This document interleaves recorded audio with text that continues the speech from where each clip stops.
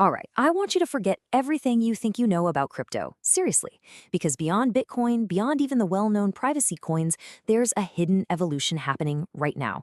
We're talking about ghost chains, completely untraceable, invisible ledgers that are already powering a silent, multi-billion-dollar economy. What's going on in the deepest corners of Web3 isn't just about a new kind of digital cash. No, this is a fundamental rewrite of the rules of power, privacy, and what it means to exist online. So here's the core idea, and it's a powerful one. Think of Bitcoin as this giant glass skyscraper.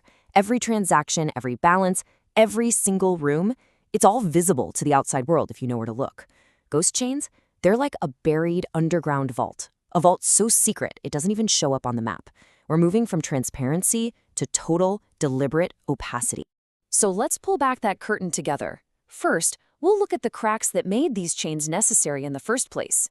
Then, we're going to dissect the anatomy of a ghost.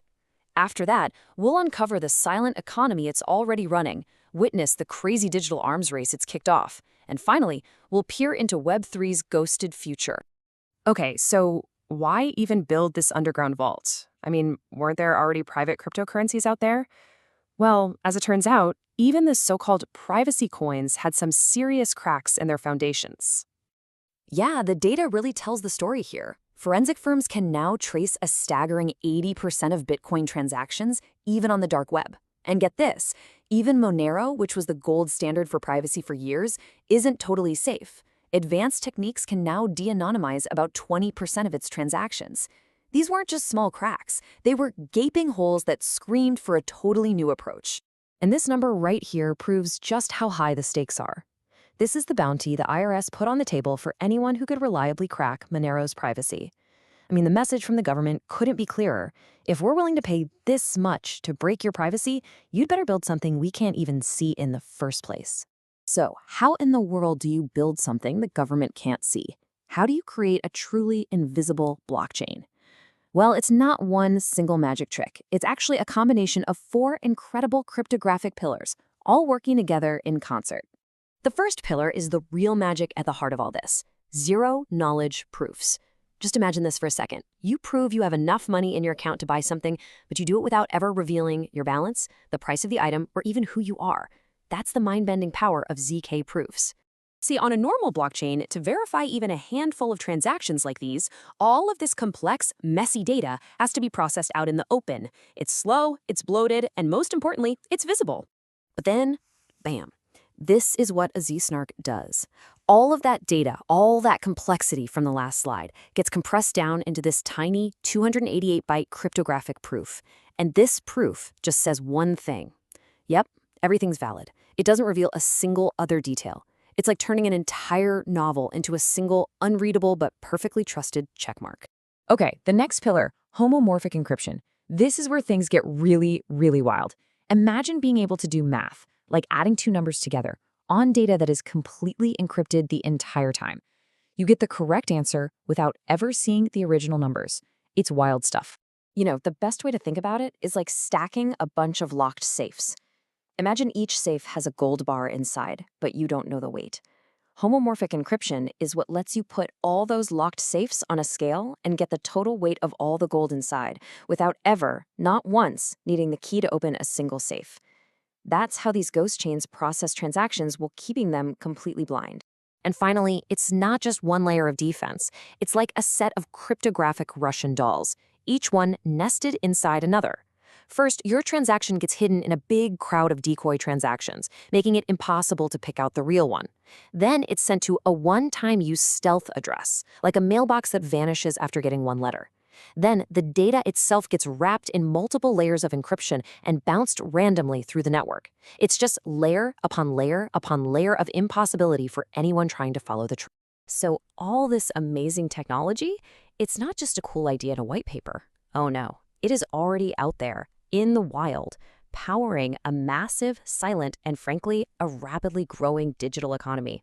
Now, this number isn't the yearly revenue of some hot new startup. No, this is the estimated monthly gross merchandise volume of just one dark market called Abacus that runs entirely on ghost chain tech. It's a huge economic engine operating completely in the shadows. And you can literally see the whole market shifting. Projections for 2025 show that more than half of all commerce on the darknet is going to be done using these next-gen privacy coins.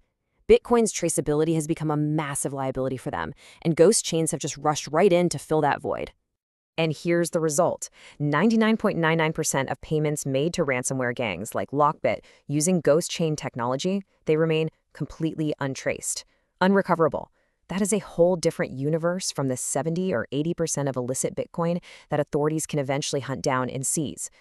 Now, tech this powerful doesn't just appear in a vacuum. Its creation and its rapid adoption, it's all part of this escalating digital arms race, this constant battle between total surveillance and absolute privacy.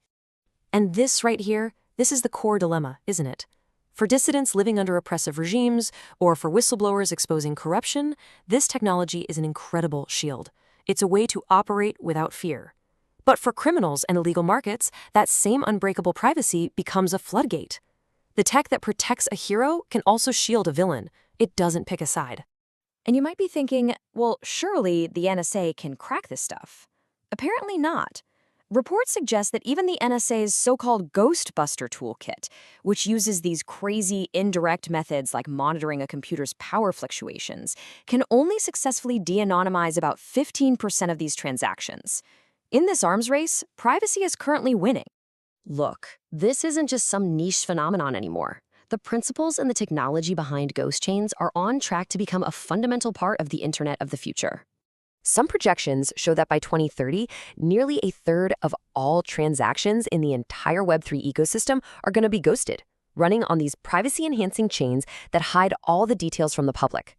Privacy is shifting from being a special feature to just being the default expectation.